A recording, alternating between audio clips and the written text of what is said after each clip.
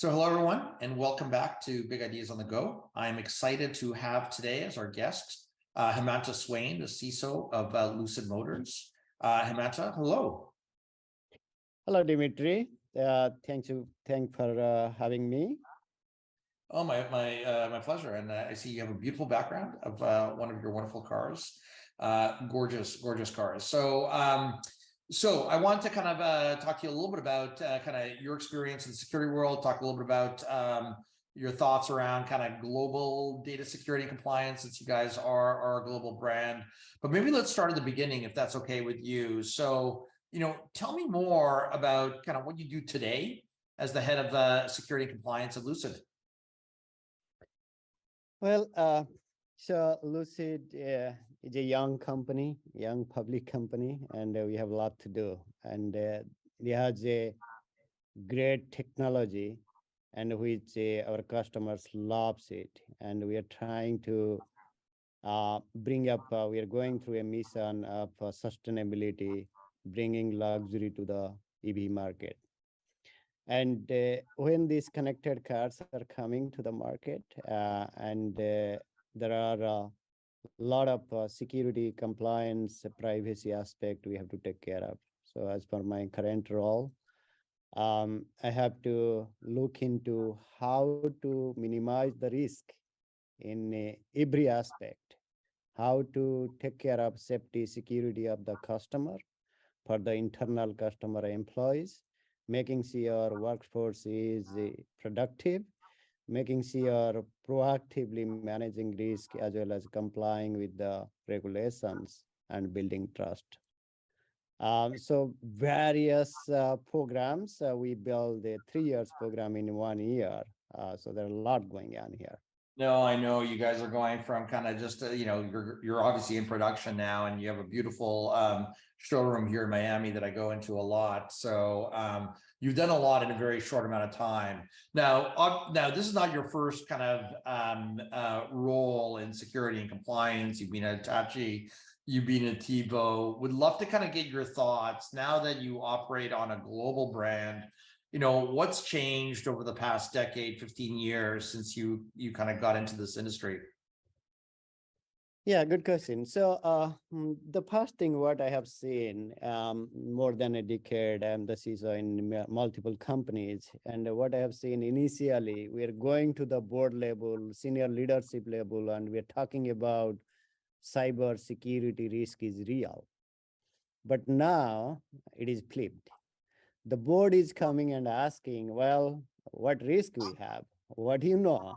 What we are doing? So the security community, our industry, or even the threat actors, we are all able to make that that connection, that communication, it is real. So every day the issues are coming, and it is impacting your partner or you or all of us in our personal life as well. So that made that cybersecurity is real. Also, another aspect I have seen over time, privacy. Privacy went to the mainstream.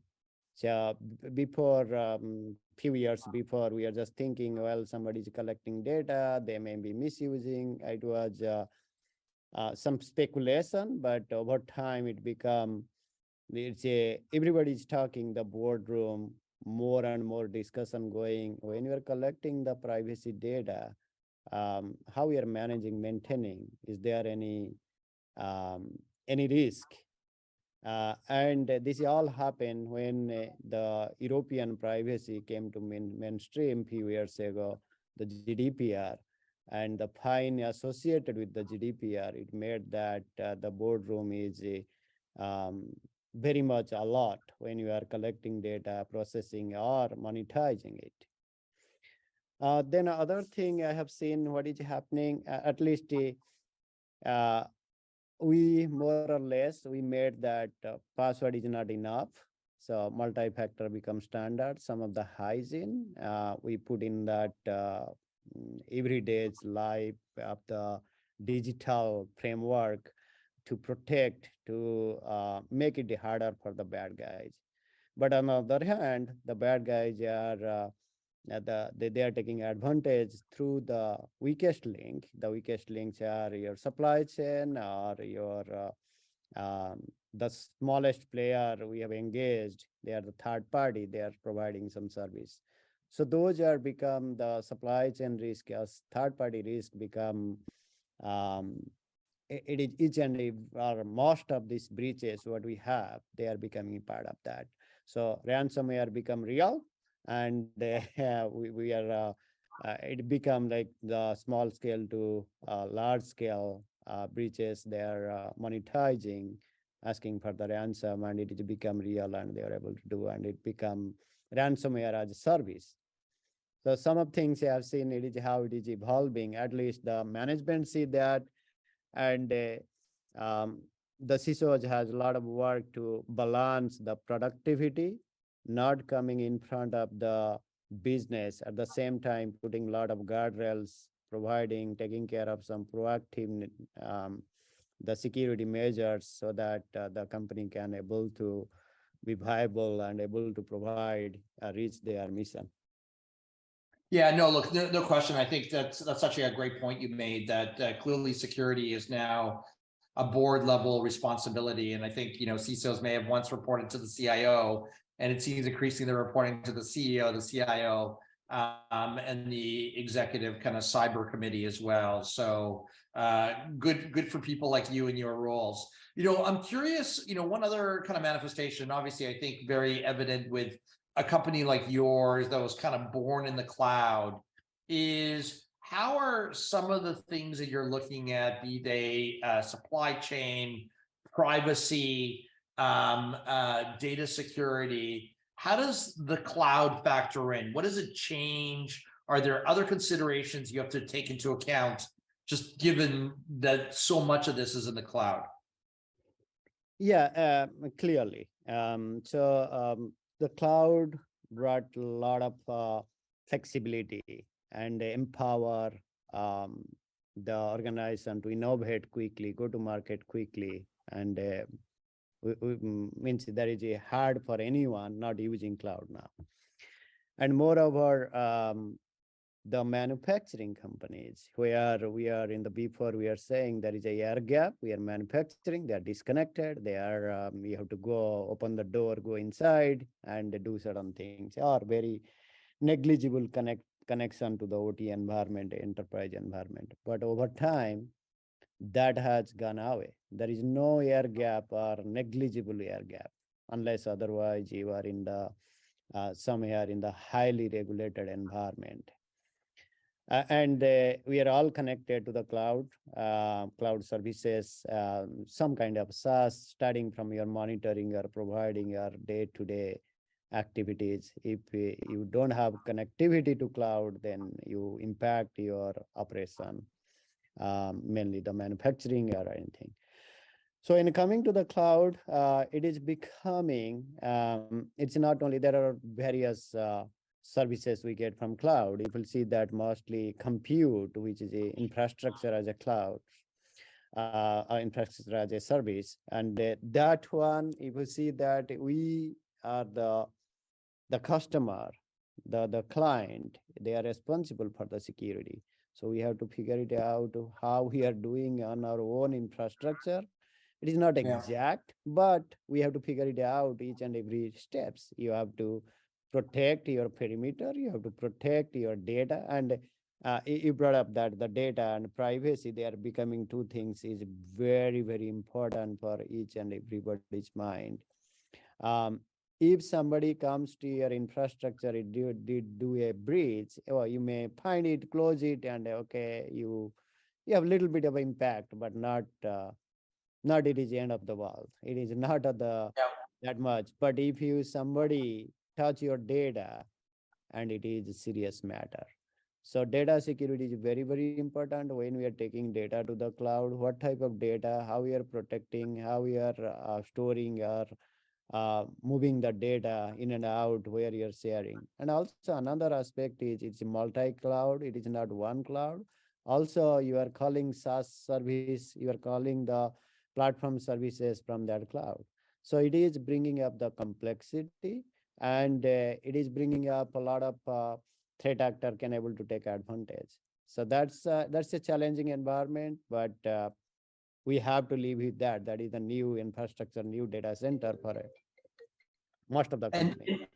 yeah, yeah, and like, look, you touch on a lot of subjects, and I'm kind of curious. One of the things that kind of intersects both some of what you've been discussing in terms of privacy and security, and data flows. How does data sovereignty, cross-border data transfers? You operate in some countries that have more restrictions. So, what are your thoughts there? How do you manage that? Yeah, that's quite challenging. It is putting a lot of burden on the on our business operation as well. When we were starting your journey, and also we are and that's some of the industry where they are bringing up connected vehicles or collecting some of this data, Yeah. which is attracting the regulator minds, and also it is sensitive data. So it is always there are a lot of visibility pressure and priority to uh, find the data where they are, how where you are collecting, where you are storing, how you are consuming, and where how you are sharing, if you are sharing with anyone. So it is not necessary. It is for my current role, but in the past I have seen a lot of pressure on getting the visibility, doing the inventory, making sure you understand where you are collecting, how you are storing. So that is very, very important. And it is also, this is the most basic thing, minimum things each and every Yeah. organization they have to do. And then once they know that how they are processing the data, what is their business processes, and they have to get that, as it is there are a lot of complexity, they will get some visualization to treat those properly, protect and respond to. And also a part of the regulations, it is not that how what you are doing versus the consumer, if they are reaching out to you, how quickly you can able to respond to them. There is a time period you have to respond to them. You will find it out what they are asking for, what is their rights, and you have to process those. So those aspects also you should be ready, and your legal should be guiding through the journey. But as a technology, as a CISO is becoming the privacy operators, so they have to operate privacy platform, making sure it is all the um, data is treated properly, and you have visibility, and you are able to comply, and able to um, any point of time able to detect what is going on. Also, there is a reporting requirement. So in case something happen, you have 72 hours. Okay, one of the, I mean, say the European part of the GDPR, but in the other different time frame you have, you're going to the China, or you're going to other countries, continents, and you have to follow their regulations, and what is the response time. So that's also putting that you have to make sure that you're treating your data, you understand where they lives, how you're processing, what you're doing with this data. If you're sharing or you're monetizing, that is another aspect we have to think of. It's a big deal if you're doing that. Also, you asked that cross-border transfer, so it depends on the companies how you're going to do that, because um, it has a cost associated with that. If you want to bring up you have to keep your business operation each and every country separately, and you have to give access to the folks they are going to deal with that data, and where they are located, where they are coming, and how we are going to um, collect those data to take some of these business decisions. So if your business decisions for each and every country is different, it will be harder for the business. The operational cost will be very, very high. You have to keep that in mind as well. So it is all depends how we are going to architect, design, and support that country's law and regulations. So it is becoming harder. Also, we are in the as some of things are coming, um, in US as well, how we are going to protect some of the states. They have their own laws, regulations, and we have to figure it out. So it is ultimately, my view is the privacy is going to be similar to the cybersecurity, what we have gone through in 90s or early 2000. So we are going and we have multiple standards, different, and we figured it out. Okay, basic security hygiene. Similarly, we are saying privacy by design. Let's put that. What is needed? It is not different standard for different individual versus we have to respect privacy of your consumer, customer. So let's build that. Okay, that's great. So look, maybe just to kind of look, I think we've covered a lot here, right? And I think most importantly, maybe from a BigID perspective, you kind of highlighted the criticality of kind of knowing your data, right? Especially in this kind of multi-jurisdictional world where everything's about that inventory, knowing where your data is, where your data is going, and being able to apply the various kind of security regimes and ensuring that you have, I think you use the term guardrails. So whether it's privacy reporting for the regulators, for your consumers, and I think in your case, what's interesting is it's not just human data that you're collecting. You're collecting a lot of interesting machine data that is connected to human, right? Car owners, where every time they drive, the data is somewhere out there that you're responsible for. Give our audience, your take on the next 3 to 5 years.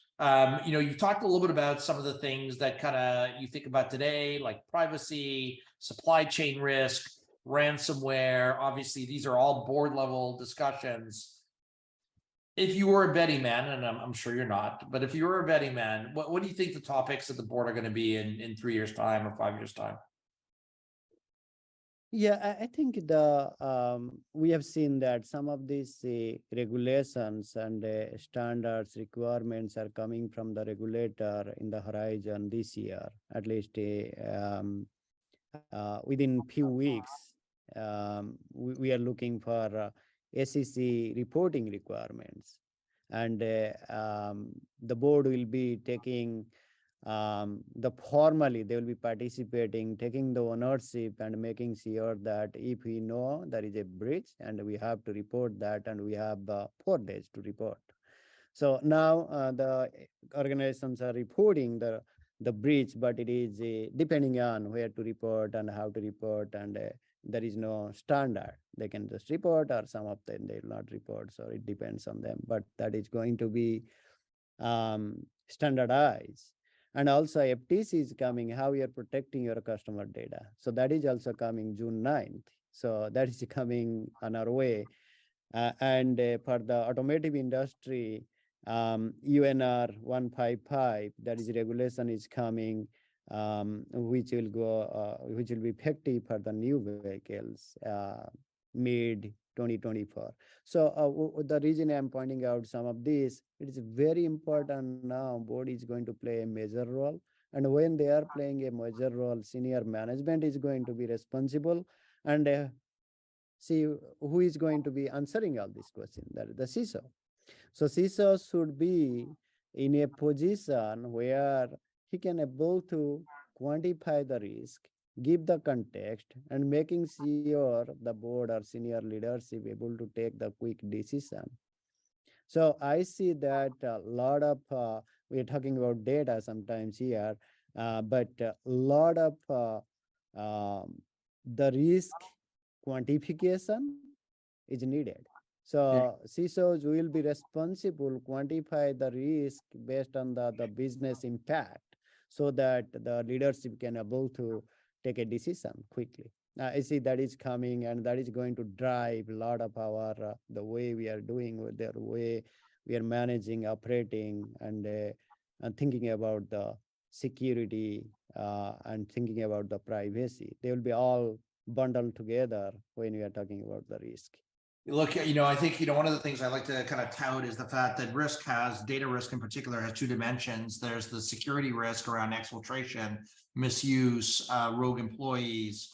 There's the regulatory risk, right? I think the regulatory regimes, whether it's GDPR in Europe or CPRA in California, where you're headquartered, they're just popping up like mushrooms. And I think companies at their own risk are not looking at the kind of broader array of data risk associated with both. And of course, then there's the more enveloping environmental risk in terms of access, in terms of duplication and redundancy and motion.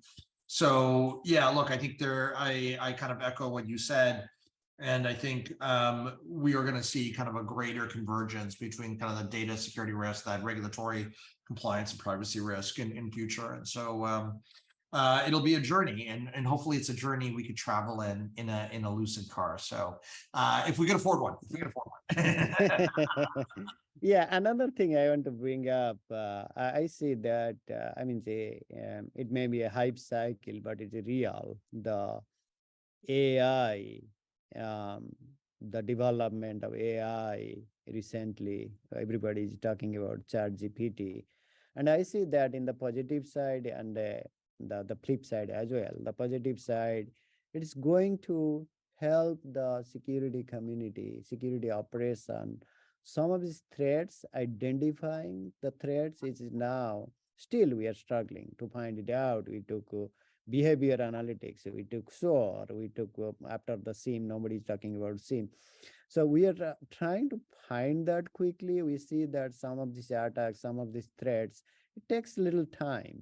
Not that the threat actor, bad actor is coming and just breaking and taking something and going immediately, versus it takes a few hours or days or sometimes months. So quick detection is very, very important. At the same time, the response, if we can able to, some of this response we can able to automate it, if we find, and without breaking some of my business can do it.